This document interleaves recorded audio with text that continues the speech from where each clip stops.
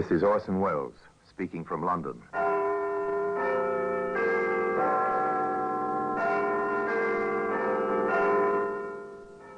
The Black Museum.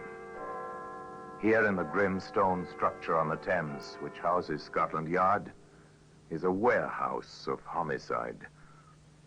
A museum of everyday objects, cigarette boxes, appointment books, a hat rack, all are touched by murder.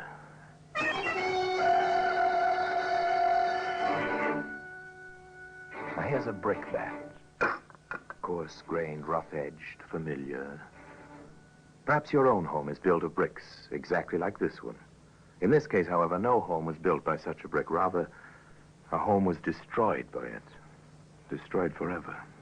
It's still such a normal-looking object, Inspector. Is it really? With that broken corner? With the stains still on its edges? I suppose you're right, sir. If there's one thing that can upset normalcy, it's spilt blood. And today, that blood-stained brickbat can be seen here in the Black Museum.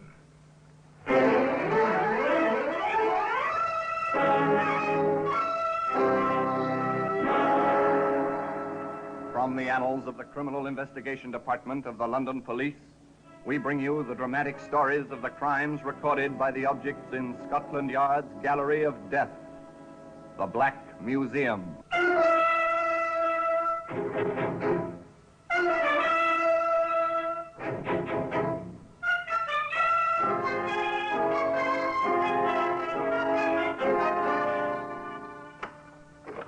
Well, here we are in the Black Museum.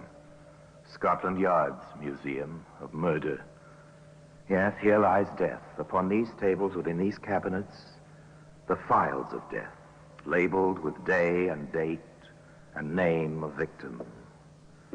Here's a hat rack. Odd to find such a commonplace object here, perhaps, but observe. Here where the wood curves from base to shaft, 3 brownish stains. Blood dripped here from a weapon concealed within the lining of an overcoat. 3 stains, which placed a murderer at the scene of crime. Broken alibi. That's another story. Here's our brickbat. Of such bricks are garden walls built. Later, the ivy or some such creeping vine grows over them, hiding the sharp edges, softening the 4 square contours. This brick, too, was meant for such bucolic purposes. But as it happened, things didn't work out that way. We might say it all began when young Anne Friskin composed an advertisement and told her much older husband, James, about it. So you're placing an advertisement. Wanted, boy, about 18. References, handyman work. Some such thing? Exactly, dear. Oh, very good. Only don't let him get too close to Alma. It might not be good for her. A simple domestic scene. Wife cooperating with husband, or the other way around, if you prefer. Some small mention of the husband's cousin who stays with them. That's all. The advertisement appears in the usual help wanted columns. Several young men apply. One is Dick Terry. Yes, ma'am, I've had some experience during the summer at my uncle's place in Dorset. The money's all right? Oh, quite generous, ma'am. What with the room over the garage and all. Well, your references seem quite good. And a good school report, too.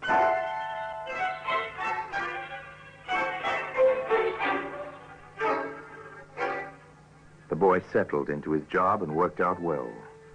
The gravel driveway was soon in good condition. The lawns were well mowed. The bricks were ordered for the repair job on the garden wall. Yes, the bricks were ordered. And in the household, all was well and quite normal. One more hand, ladies? If you wish, James. Aren't you satisfied with beating us again, dear? I suppose I should be. But it must be somewhat dull for you, Anne, dear, night after night with just Alma and me. In the household, as we've said, all was well and quite normal. Undercurrents? If you look for them, perhaps. Otherwise, a retired, well-to-do gentleman in a suburban London home, living quite happily with his lovely young wife and his cousin Alma. Still, one never knows, does one?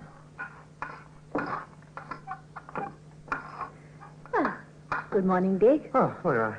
Oh, the work is coming well, isn't it? Yes. Lovely day, isn't it? Nothing quite like the springs we get here, is there? Awfully quiet there. Yes, Yeah? I suppose it is. For someone your age. Begging your pardon, Mum, it don't seem to me like you'd be giving up just yet. Oh, thank you, Dick. It's nice of you to say so. Aren't you getting those bricks a trifle uneven, Dick? Oh, that's on purpose, Mum. It's a trick I learned from my uncle. It gives the creepers and vines and such a better hold. It's clever. You do know your work, don't you? I hope so, Mum. Person likes to do his work where he's appreciated. Well, you are. No fear about that. And just to prove it, come up to the house later and we'll see about finding you a nice cold drink. On a warm day like this, a cold drink would... No, after all, it's quite natural, isn't it? You do as much for your help, wouldn't you? No one would think anything of it. No one did in the Friskin household either until these trips for the long, cool drinks became somewhat habitual, at which point Alma spoke to Anne. Do you really think you're doing the proper thing, Anne? Of course, it's none of my business, I suppose, but... What still, are you driving at? That boy. He's an excellent worker. People will talk. About what, pray? Oh, nothing. But people will talk about nothing, you know. And if James should hear from the wrong person... Please be explicit, Alma. I don't happen to have a devious mind. It's quite simple. James is past middle age. You're young, vital. The boy is undeniably attractive with that flaming hair and all. And he is up here at the house quite a good deal. And you're suggesting... No, of course not. I am merely pointing out to you how it can look to the neighbors. Frankly, I don't care. Please don't bring the subject up again, Alma. I refuse to discuss it with you.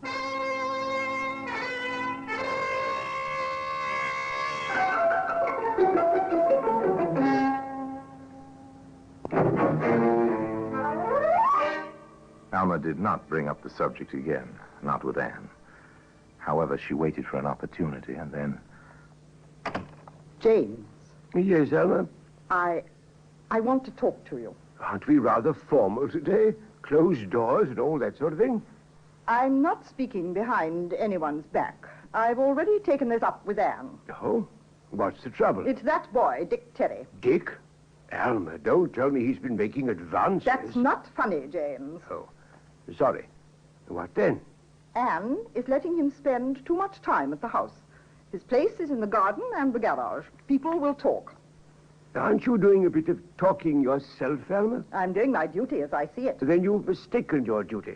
I'm fully capable of protecting my honor, as you doubtless would call it.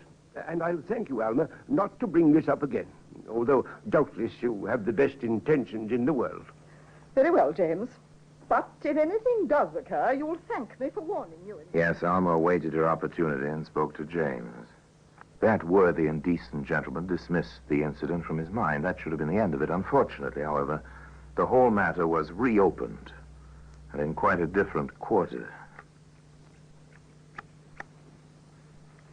Good morning, Dick. Morning, Mum. Oh, the hedge does look nice. Thank you, Mum. Is anything wrong, Dick? Matter of fact, I'm giving notice. Why, Dick, but why? I'm giving notice. But what's wrong? Have I done something? Or is it about your money? Because if so, I'll speak to Mr. Friskin at once. Don't bother, Mum. I'm leaving. Call it wanderlust. Call it anything you like. Dick. Dick, look at me. Oh, do stop clipping that hedge and look at me. Yes, Mum? I insist on knowing what's wrong. I thought you were happy here. I know I've been happy to have you here. I'd rather not... All right, Mum, but you asked for it. I asked for what? It's you, Mum. I'm crazy seeing you day in and day out and having you nice to me. Just nice to me and thinking of you with him and me not having the ghost of a chance. I can't stand it, Mum, that's all. You'll have to let me go. Poor Dick. You've held this inside you all this time. Yes. Oh, Dick, I'm so sorry. So terribly sorry. Come here. Fire in the garden, flash fire in dry grass on a warm summer morning, perhaps in any case. The boy stayed on his job and nothing further was said in the household. Everything was routine, quite normal. Even the bridge games in the evening, three-handed bridge, of course. July moved on into August. Hot, muggy August nights. Well, I'm going up to bed. Coming in? Not just yet, dear. I think I'll read a while. It may be cooler in the library. Good night, dear. Good night, then. Good night, Alma. Good night. A hot, muggy August night. Dark. No moon. Barely a breath of air. James tossed restlessly, sleeplessly. Anne, that you, Anne? Coming to bed, dear?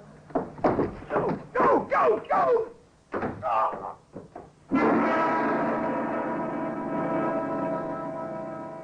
Well, today, that brickbat can be seen here in the Black Museum.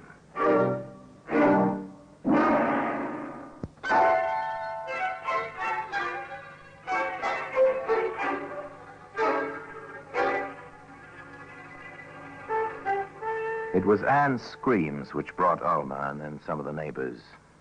James was not dead, but nearly so.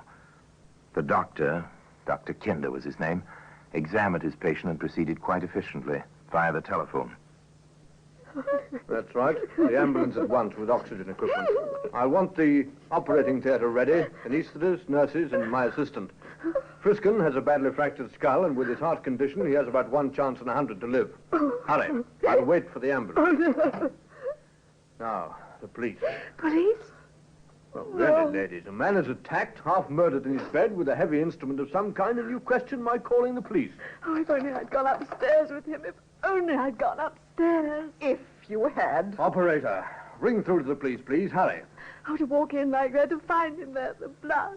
Oh, his poor head. He's breathing that awful gasping. This is Dr. Kinder. Let me speak to the superintendent, please. Dick. Where's Dick? Yes. Where's Dick? No one had missed the boy until Anne thought of him. With all the excitement, all the horror, no one had realized he was missing. Dr. Kinder finished talking to the superintendent of police and turned back to the 2 women. The superintendent is sending an Inspector Ralph. Very good man, he says. CID. CID? Criminal Investigation Division.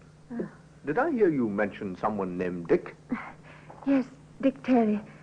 He's the hired man. Well, more of a boy than a man. He has a room over the garage. And he isn't in the house? He hasn't been here? No. The neighbors came, but not Dick. Perhaps I'd better fetch him. No, stay here. The police will find him. The police will find him. They did find him, but in his room over the garage. Where was he, Sergeant? In the attic, Inspector, hiding in a corner. All right, son, speak up. Why? I got scared. That's it, scared. What of? I heard Mrs. Friskin screaming, and I ran over from the garage, and when I got up to the room where the lights were on, Miss Galpin was carrying on, and Mrs. Friskin was just standing there screaming, and he was on the bed, and I just ran. You didn't offer to help. Why not? I couldn't think. Nothing. Why? I guess I didn't want to be blamed for doing it. Well, who would blame you? Oh, somebody. Anybody. Did you do it? No. I never touched him. Never. All right, Sergeant, hold him in the kitchen. All right, sir. I'll talk to the Galpin woman now. What is she, a companion or something? Cousin of the victim, sir. Lives here. All right, send her in. Alma Galpin knew nothing except the discovery of her cousin in the bedroom. But the inspector was curious. The hired boy says he was scared. Have you any idea why? Well, he's been making sheep's eyes at my cousin's wife. No? People were talking. He's a good-looking boy. She's so much younger than poor James. You know how an ignorant mind works sometimes. The inspector knew. Also, he was a considerate man. He implied as much to Anne Friskin. I know you've had a terrible shock tonight, Mrs. Friskin, but I have to ask you a few questions. Of course, Inspector. I'll try to answer. Did your husband have any enemies? Anyone who might want him out of the way? Oh, no. No one. Everyone liked James. Even the boy, Dick Terry? Dick? Oh, no. No, you don't think that Dick... I don't know yet, but we'll have to hold him, Mrs. Friskin. He seems to have something of a motive. At least, There seems to have been some talk. They held Dick Terry on an open charge pending developments at the hospital. There, James Friskin hung on the fringe of death, barely breathing, completely unconscious. At the house, Alma faced Anne. The police, what do they know? I didn't understand. They're holding the boy. They're not even looking for the weapon. And meanwhile, whoever did it could be miles away. Then you don't think Dick did it? It's too pat, of course not. Why would he? Even... You never gave him any encouragement, did you, Alma. Did you? You're hysterical. I know exactly what I'm saying.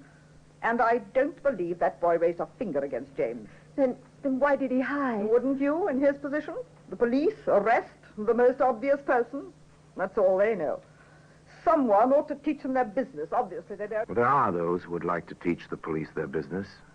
Quite a few people would. Alma Galpin set out to try. And it was with that idea in mind that she appeared in Inspector Ralph's office at the local station house. Well, Miss Galpin, sit down, won't you? Thank you. What can I do for you? How far have you got in this case, Inspector? We're still holding the boy. The only charge at the moment is assault. If your cousin dies, well, that'll be another matter. Then you've done nothing. For the moment. I see. I brought you this. No? Why don't you open it? As you wish. Yes, I see. A brickbat with stains on it. Don't you want to have it checked for fingerprints? Rough surfaces like this don't hold prints. Why? It's the weapon. Oh? How do you know? I found it. It was in the little pile of leftover bricks at the foot of the garden. James was going to ask the boy to build a barbecue pit with them. I see. Well, how do you know so surely this is the weapon? That's blood on it, isn't it? It might be. Aren't you going to have it tested? Probably. Miss Galpin, do you realize that this brick might be the piece of evidence to hang that boy? It might be. It might hang someone else, too. Is this a charge, Miss Galpin? Who stands to gain most? Who would have her freedom? Who would get James' money? Have you thought of that, Inspector? Who wanted the brick wall repaired? Who spent altogether too much time in the garden? Have you given any thought to these questions, Inspector? Perhaps the inspector had. Others had, that was certain. And suddenly, with one sentence, Dr. Kinder changed the entire complexion of the case. I'm sorry to have to tell you, Mrs. Friskin, but your husband passed away about 10 minutes ago without ever regaining consciousness. Now it was murder. And Anne Friskin, the young widow, came to the station house to see Dick Terry in his cell.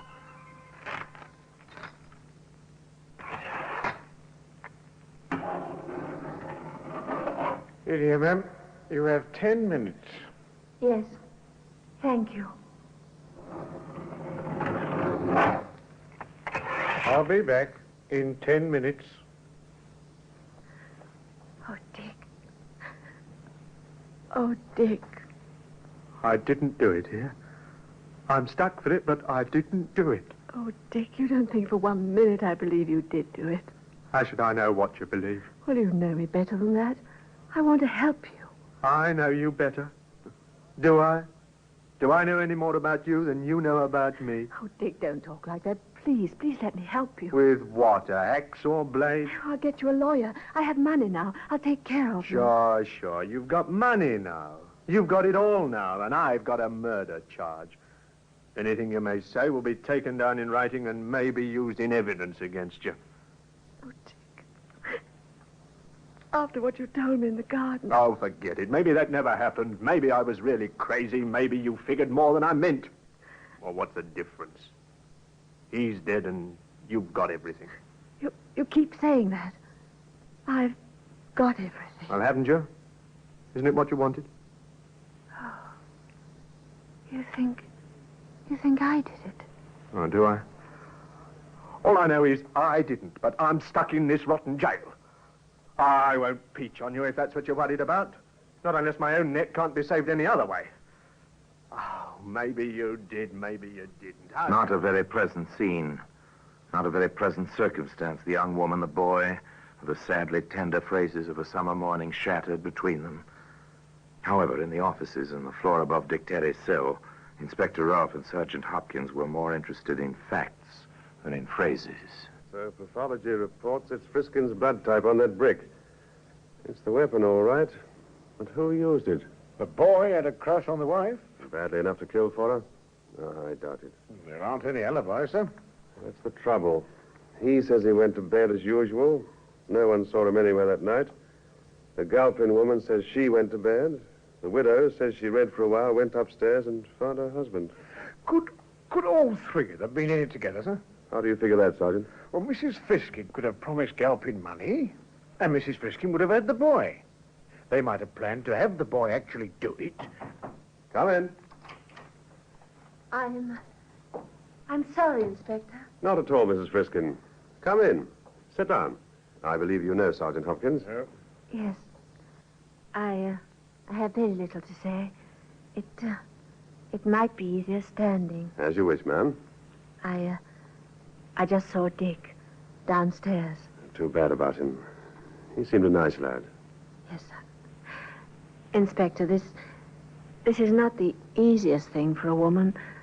I understand. You have an alibi for the boy?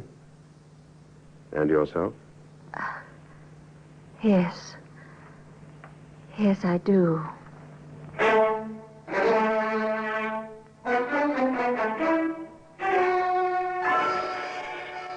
The inspector was an understanding gentleman. He offered no comment. He merely recorded a fact and let Anne Friskin leave his office with her own thoughts for company. Later that same day, he arrived with Sergeant Hopkins in tow at the Friskin house. Ladies, we've done some further checking and investigation. We thought we'd apprise you of the situation. I see. Thank you for that, at least. We're letting the boy go. He's in the clear. I knew that all along. I told you so. Yes, you did, I remember. The day you brought me the brickbat. Where did you find it? In the pile at the foot of the garden. I see that you know, Mrs. Friskin. There is no pile of bricks at the garden. It happens to be in the rear yard, near the back door, close to the foot of the back stairs. The stairs which reach the second floor quite close to the door of your room, Miss Galpin. Now, Sergeant, if you'll stay quite close to Miss Galpin and take down what she has to say. Taken down and may be used as evidence. Yes, the usual warning. Well, Miss Galpin? Why did you kill your cousin, Miss Galpin? She had everything. Even the boy with his sheep's eyes. I had nothing. I thought if I got rid of James, who was too dull to care, she'd be blamed. After her, I'm next of kin. I'd have everything. I saw the little pile of bricks. I meant to put them in the garden later. A brick is heavy. It hits hard. Today, the brickbat can be seen here in the Black Museum.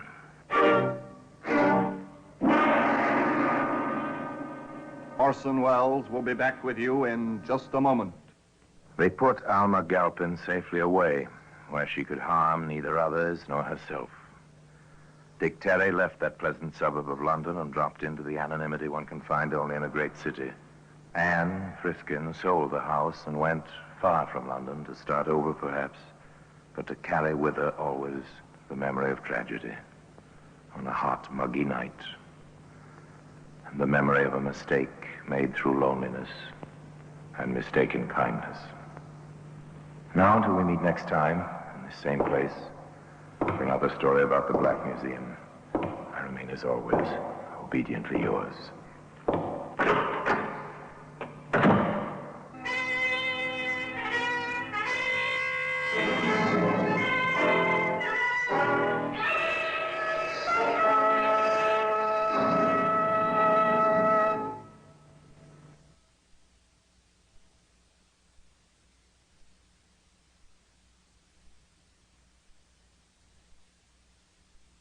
This is Orson Welles, speaking from London.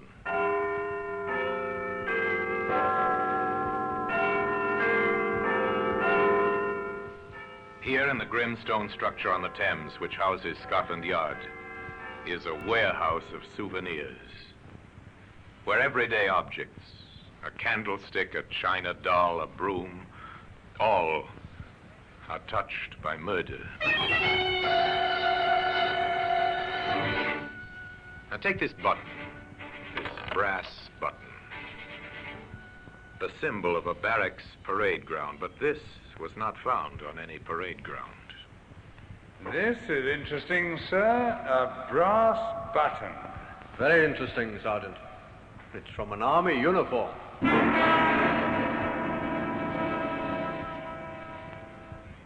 Today, that button can be seen in the Black Museum.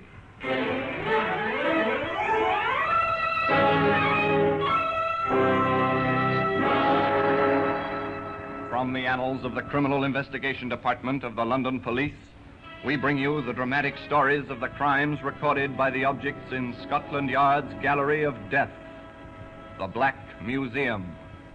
In just a moment, you will hear The Black Museum, starring Orson Welles.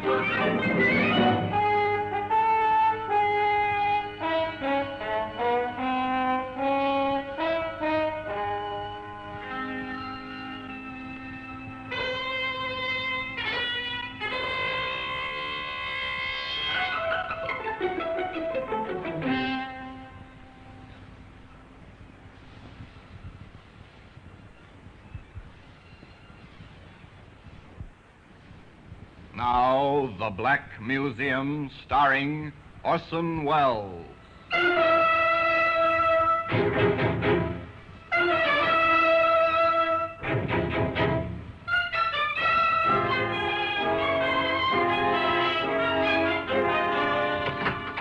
Well, here we are in the Black Museum, Scotland Yard's Museum of Murder. Shelf upon shelf of curious and repellent objects. The urge to kill, illustrated in many, many ways. Here lies death. Here in the echoing stillnesses of the long room, one stands and looks at violence, expressed by the exhibits that line the shelves, the tables, and the walls. Repellent they may be, but by reason of their association only, for most of these tokens of murder are very ordinary objects. It's a medicine bottle. The drug it contained was beneficial in small doses. But since a woman was forced to drink the whole contents and died shortly after, the jury called it murder.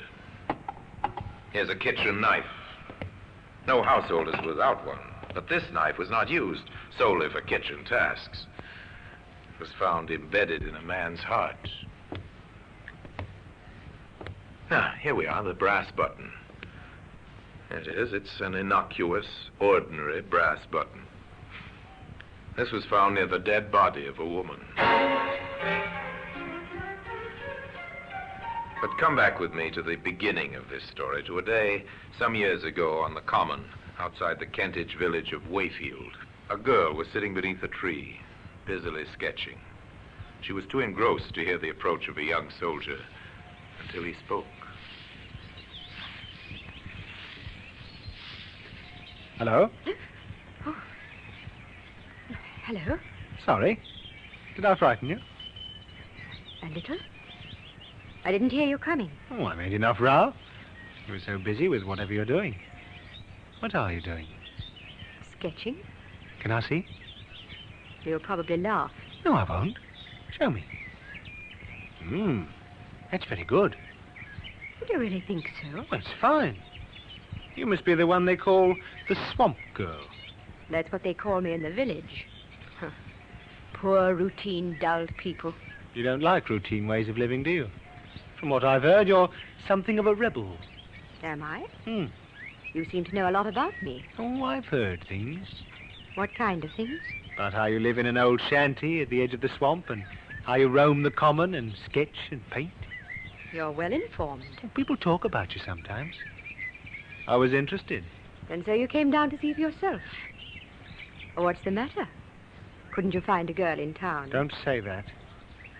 I wanted to meet you, to talk to you. And now that you have, will you please go away and let me work? Oh, you can work any time. I'll go away soon, if you're nice to me. Go now. I've no intention of being nice to you, whatever you may think. Come on. Get away. When you found out so much about me, you might have also found out that I'm not interested in men. Least of all, soldiers. That's not very kind. Come here. No.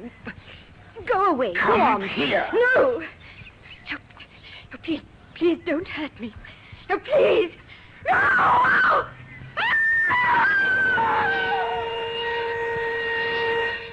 A woman screamed and cried for help on the Wayfield Common, but there was no one within a mile to hear her screams. 2 days later, in the post office at Wayfield, a letter was returned by the postmistress. Mrs. Riley? Yes, Jimmy? That registered letter you sent me out with, there was nobody about to sign for it. There wasn't a swamp girl at home. No, Mum. I called out Miss Morgan, but there wasn't any answer. All right. You can deliver it tomorrow. Yes, Mum. Her name was Jeanette Morgan, but people of the town called her the Swamp Girl because of her vagrant, strange way of living. The next day, Jimmy, the postal messenger, rode out on his bike to deliver the registered letter, but once again, the Swamp Girl was not at home. Then, on the way back, taking a shortcut, Jimmy found her. Miss Morgan!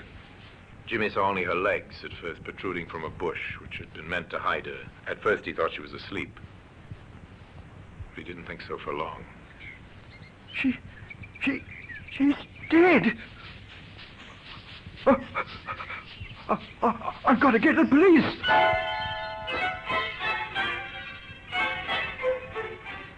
Murder transforms a little village like Wayfield. All work ceases. The people gather in small groups in the streets to talk about it. Yeah, have you heard the news? There's been a murder. Aye?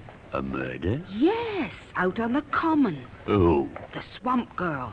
They found her body. I was rather afraid that poor girl would come to grief sooner or later. Well, Vicar, you know how it is these days. No parental authority. Ah, more's the pity. Be that as it may, the man who did it must be found. You know, Bert, if young Jimmy Miles hadn't come upon that body like he did, it might have lain there hidden for months, even years. I wonder how it happened. Well, now, the way I sees it is this.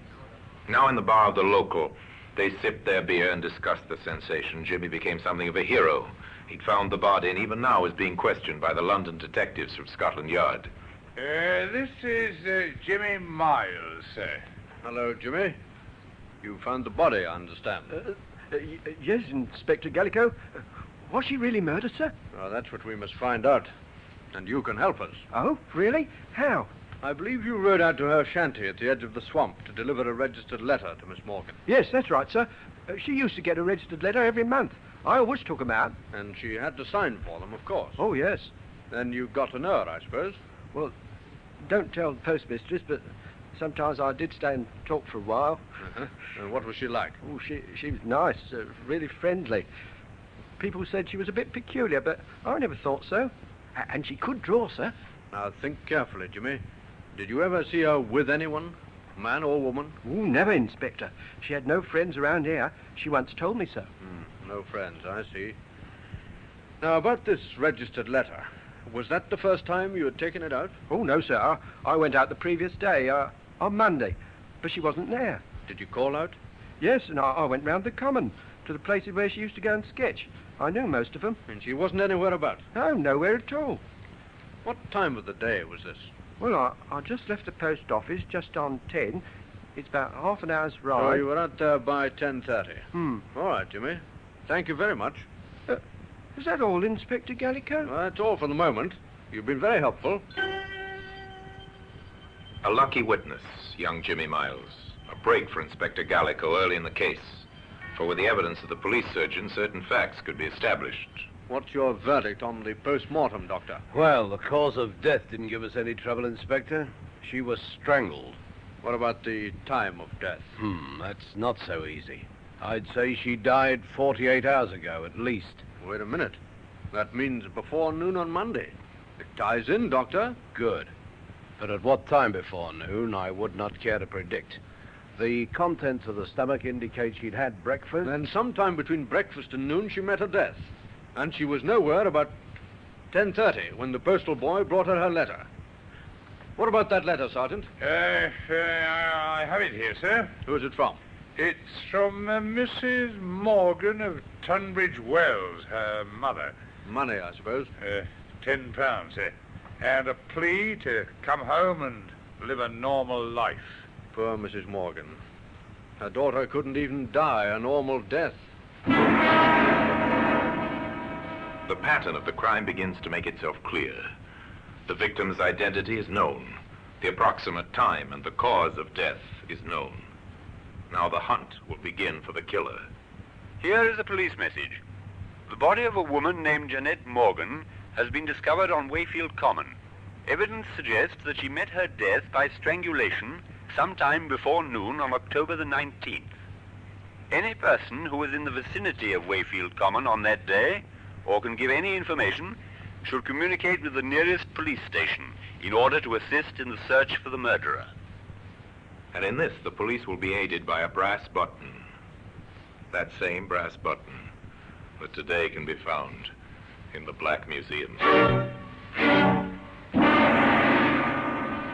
In just a moment, we will continue with The Black Museum, starring Orson Welles.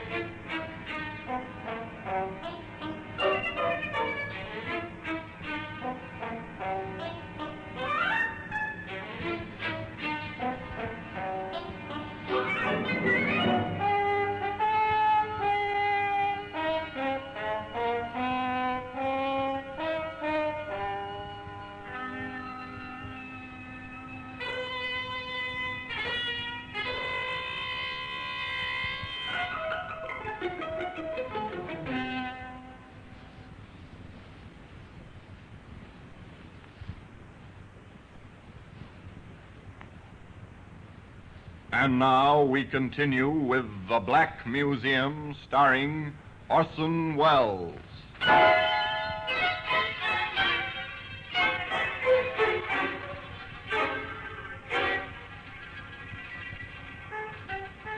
To a small cottage in Tunbridge Wells now go the detectives from Scotland Yard.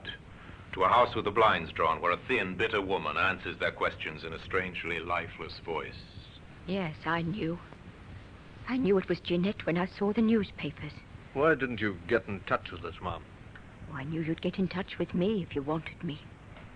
Besides, what business is it of mine? But she was your daughter. Was she? Jeanette's younger sister lives here with me. Works at a shop nearby. She's my daughter. Yes, I see what you mean. I warned her. I told her it had come to no good end, living that strange and unnatural kind of way. Mrs. Morgan, we won't trouble you any longer, but could you tell us, did your daughter have any close men friends? Men friends? Yes. Jeanette? I wish she had. But a boyfriend would have been too ordinary for her. She had to be different. She had to be The swamp girl. I'm sorry. Why did it have to happen to her? To me? Why? Why?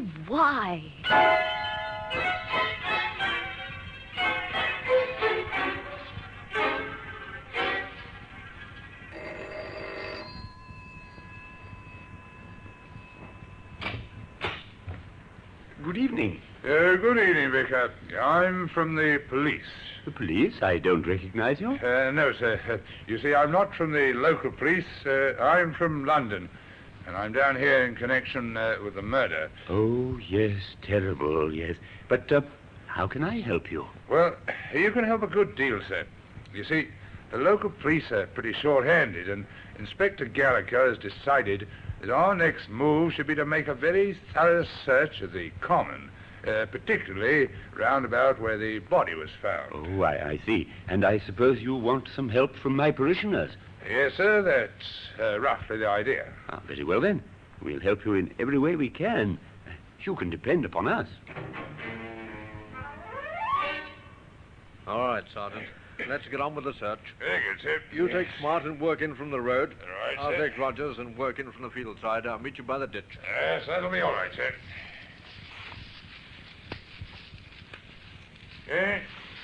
Here's a sketch, sir. It's a pencil drawing of that view across there, I'd say, sir. Yes, it is. Unfinished, too. She might have been working on it. What else have you got there? This is interesting, sir. It's a brass button. Very interesting, Sergeant. It's from an army uniform. Uh-huh. Where's the nearest camp to Wayfield?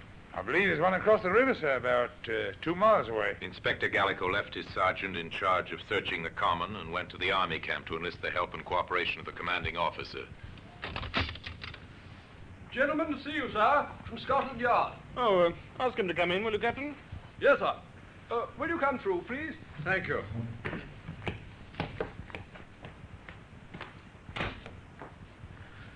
Major Curtis, I'm Inspector Gallico from Scotland Yard. How do you do, Inspector?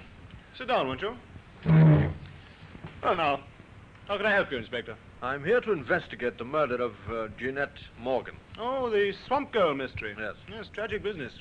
Major, not far from where the body was left, we found this. An army button. That's why I'm here. I see. Well, I'd be glad to assist in any way I can, but permit me to hope that it wasn't any one of my men. How many men are there in camp here, Major? Well, at the present time, our unit's strength is 120. We're an engineer section, as you may know. 120 men, huh? Mm-hmm. I wondered if any of them has a button missing from his tunic. Well, if you wish, I'll order an immediate inspection. Not yet, sir. You can assist me in another way first. Oh? How, Inspector? Well, I want a list of all those absent from camp on Monday morning. Oh, that should be easy. There's no leave on any week morning. If anyone was away from camp, it must have been for a special reason. Anyone at all, between the hours of 7 in the morning and 1 o'clock. Well, the adjutant can help us there. I'll get him to make out a list of all those away from camp on Monday morning immediately. The commanding officer was away a short time, and on his return he brought with him a piece of paper containing a list of names. He gave it to the London detective.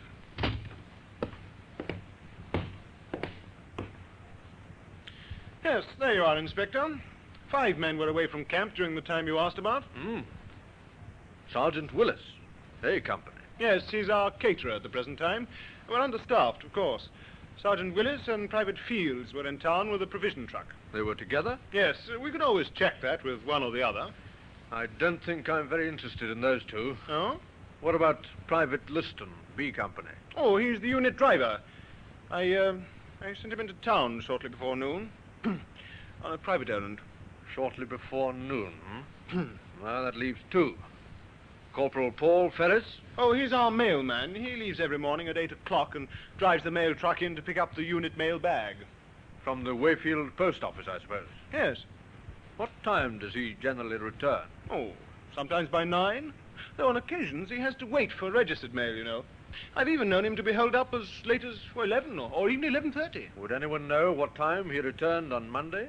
I'll find that out for you. Now, this last man, Private Williams, A Company.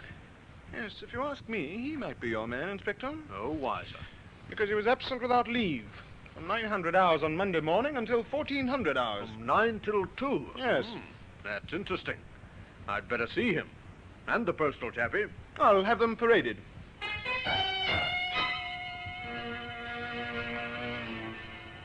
Corporal Ferris, Private Williams, this is Inspector Gallico from Scotland Yard.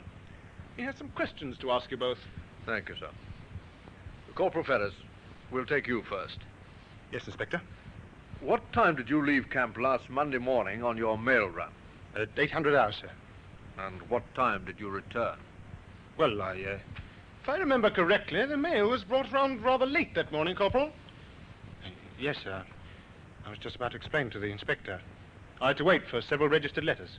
What time did you actually return? Shortly before 1100 hours, sir. Thank you, Corporal.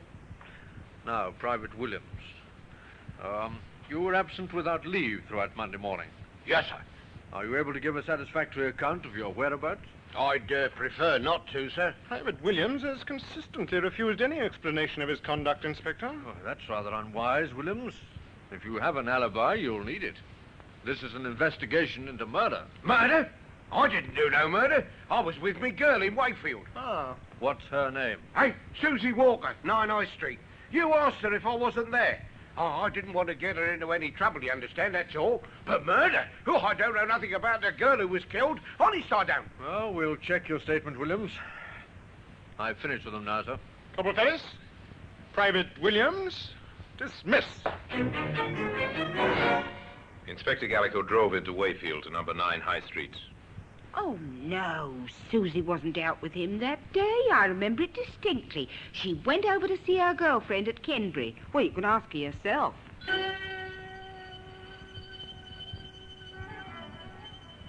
Susie Walker was a small, frightened girl, the counterpart of Private Williams. Oh, Inspector, I hope he hasn't done anything wrong up at the camp in not telling them where he was. Oh, that'd be terrible. He wouldn't tell a lie, I know that. I'm sure of it. You see, we'd had a quarrel, and he wanted to see me.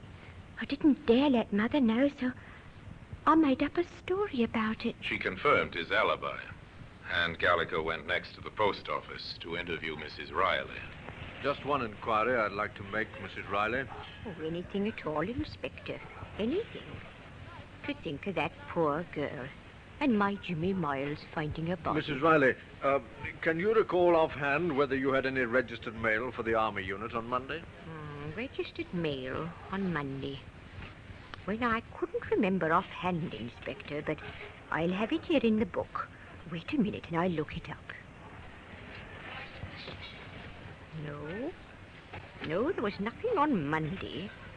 There hasn't been a registered letter for the Army since last week. Then the postal corporal wouldn't have been delayed on Monday morning. Oh, not him. He was in for his mail bag and out again quick as you like. Didn't even stop for a chat. I remember that now. What time would he have left here, Mrs. Riley? Can you give me any idea? I can give it to you right on the dot. It's come back to me quite plainly. We open at 8:30.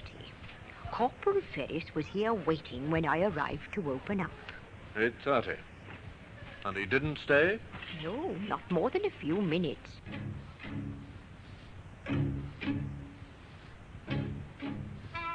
The inspector picked up Sergeant Worthington, and together they drove back to the Army camp. A few orders from the commanding officer, and Corporal Ferris was paraded once more, and his gear searched. At the bottom of his kit bag, they found what they were looking for. Here we are, sir. A battle jacket with one button missing. And it matches, Sergeant. Ferris, what have you got to say about this? This is crazy, sir. I don't know anything about it. She was sketching, wasn't she, Ferris? She drew a pencil drawing of you, isn't that so? You're bluffing. She didn't do any drawing of me. It was a landscape scene. A landscape scene, yes, so it was. And that fact has never been mentioned in any of the papers. Only the sergeant and I knew that, Ferris. And the killer. Paul Ferris was taken into custody, charged with the murder of Jeanette Morgan, the swamp girl.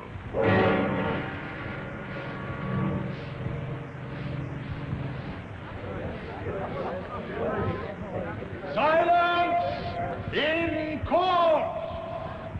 Ladies and gentlemen of the jury, you have heard the facts in this case as related by the witnesses which have been called, both by the defense and the prosecution. The prisoner stands before you accused of the crime of murder, a particularly brutal murder, a murder without motive. But lack of motive is not necessarily a defense. It is for you to decide whether the facts which you have learnt during this case, not only the words spoken by the witnesses, but the mute testimony of the material objects placed before you, justify your verdict, which must be beyond all reasonable doubt.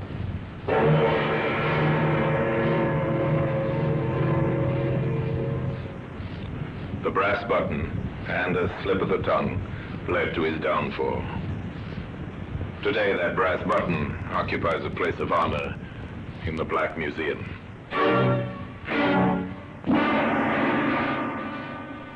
Orson Welles will be back with you in just a moment.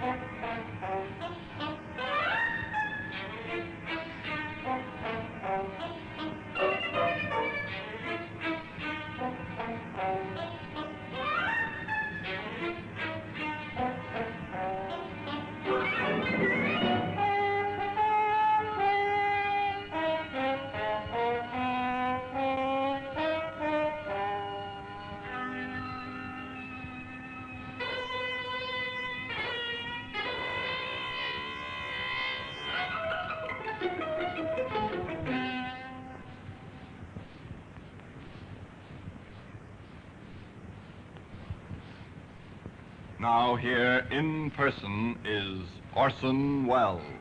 The picture was completed when the tracks of a vehicle were found some 50 yards away from the scene of the crime. The tracks were identified as those of the mail truck, of which the driver had been Corporal Paul Ferris. The defense did their utmost to prove insanity, but the jury were in little doubt that the man was sane, and that his advances repulsed, he'd strangled the swamp girl to death. They took 17 minutes to find him guilty, and the brass button which had led to his arrest was Exhibit A on the courtroom table, from where at the end of the trial and the pronouncement of the inevitable death sentence, it was taken to its present resting place in the Black Museum. And now until we meet next time in the same place and I tell you another story about the Black Museum, I remain as always, obediently yours.